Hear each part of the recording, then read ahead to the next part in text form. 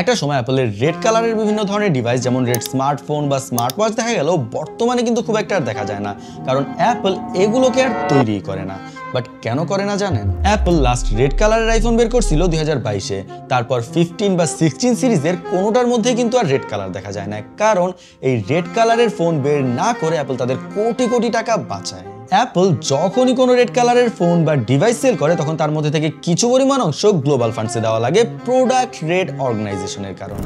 But প্রবলেমটা তখনই শুরু হয় যখন অ্যাপলের এই রেড কালারের প্রোডাক্ট প্রচুর পরিমাণে বিক্রি শুরু হয়, আর অ্যাপলের প্রত্যেক বছর কোটি কোটি টাকা ডোনেট করা লাগে। আর এর জন্য তারা annual World AIDS Day promotional ইভেন্টও চালু করে। আর এখানে হয়তো কি যে তারা এই দিনটাতে অ্যাপলের যে কোনো প্রোডাক্ট সেলের উপর পার প্রোডাক্ট $1 করে ডোনেট করত। বাট অ্যাপল এর মধ্যেও দুইটা ক্লজ ঢুকাই দিছে। ফার্স্ট হচ্ছে যে পেমেন্ট অবশ্যই অ্যাপল পে দিয়ে করা লাগবে, আর দ্বিতীয় হচ্ছে যে তারা $3 মিলিয়ন বেশি ডোনেট করবেন। বিষয়টা একটু ডিসঅ্যাপয়েন্টিং, বাট কি আর করার আছে, অ্যাপল ইজ অ্যাপল। বাট আপনাদের মধ্যে কেউ রেড আইফোন ইউজ করছেন কিনা অবশ্যই নিচে কমেন্টে জানান।